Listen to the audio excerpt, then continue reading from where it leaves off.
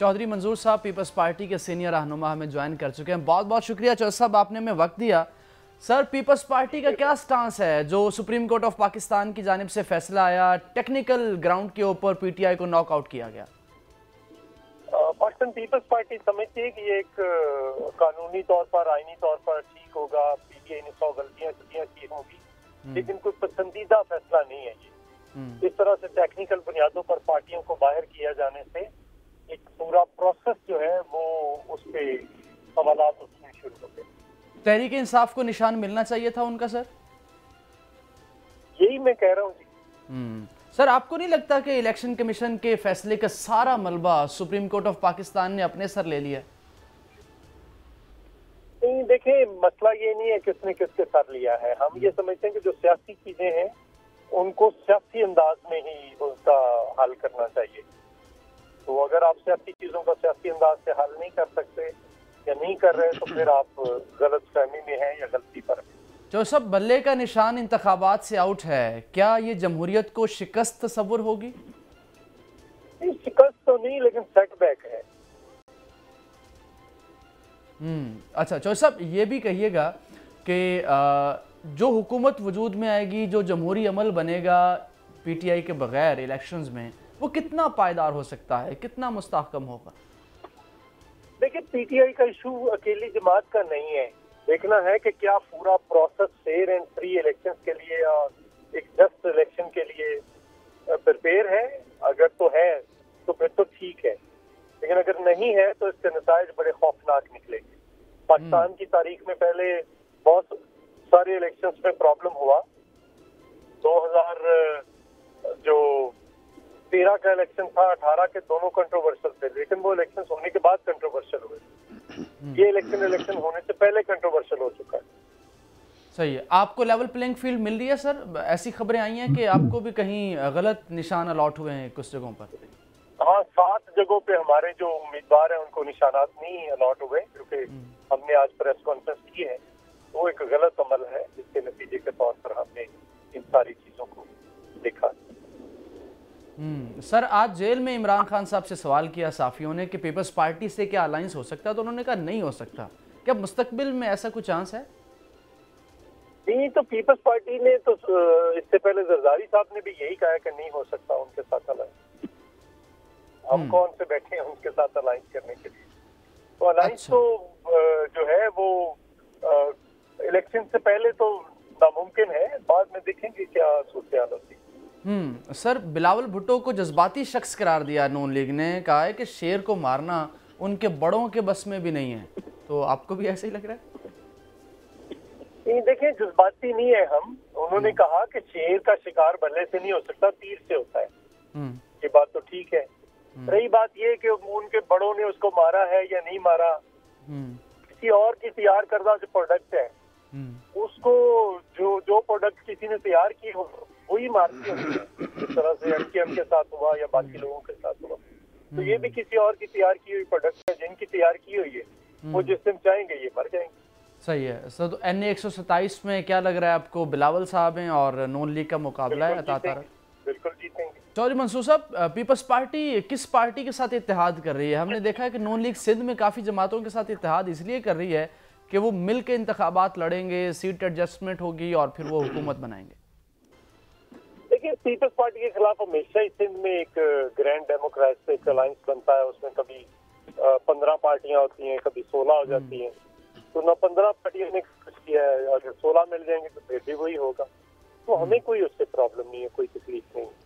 रही बात ये कि 2 MPs तो हमारे बिना मुकाबला हो चुके हैं वहाँ पे, तो बाकी भी मुकाबले इसी किस्म के होंगे जो इस वक्त है, जो सूरत हाल है।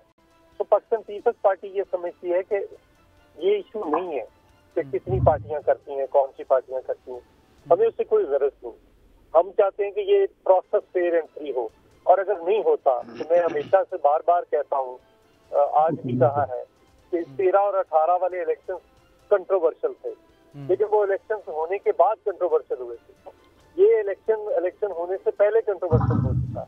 बल्कि चौधरी साहब कह रहे हैं इंतखाबात होने से पहले मुतनाज़े हो गए। पीटीआई वाले भी यही बात दोहराते नजर आते हैं। आज़ाद मुबस्सरीन भी ये कहते हैं कि इंतखाबात ہونے سے پہلے متنازع ہو چکے ہیں کیونکہ شفاف انتخابات ہوتے دکھائی نہیں دے رہے، تو ان انتخابات کو مانے گا کون؟ آپ انتخابات میں پھر جائے کیوں رہے ہیں؟ نہیں دیکھیے، یہ ہم کو جو بھی انتخاب ہوگا 85 کے بعد ہم نے فیصلہ کیا ہے، اس سے برے انتخابات ہوئے ہیں۔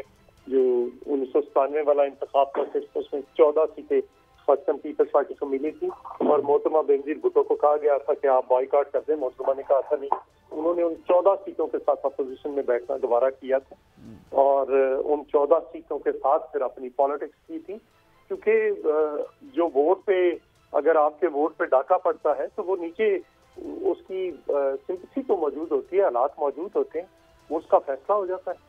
اب سوال یہ ہے کہ کیا اس الیکشن کے نتیجے کے طور پر کیا ہوگا، یہ اصل سوال ہے کہ کیا ایک کیوس آئے گا۔ میرے خیال کے مطابق ایک انارکی اور ایک کیوس اس کے اندر جو ہے وہ موجود ہے، جس قسم کا ایک رویہ اختیار کیا جا رہا ہے، تو اس سے جتنا جلدی ہو اجتناب کر کے ایک فیئر اینڈ فری پروسیس ابھی بھی کیا جا سکتا ہے۔ مطلب اس الیکشن کے بعد ایک اور الیکشن کی کال ہوگی جماعتوں کی جانب سے کہ دوبارہ الیکشن کروایا جائے؟ یہ تو دیکھیں نا، یہ ابھی قبل از وقت ہیں چیزیں کہنا، تو اگر آپ ان کو اسی اینگل میں لیں ابھی تو میں کہہ دوں کہ یہ کر دیں گے وہ، تو یہ غلط بات ہوگی۔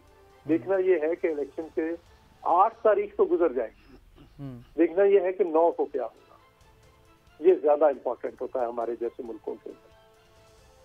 صحیح۔ احمد اویس صاحب، آج خان صاحب نے کہا ہے کہ امپائر نے نو بال دی ہے، بہت نقصان ہوگا، ان سب کے ساتھ بہت برا ہونے والا ہے۔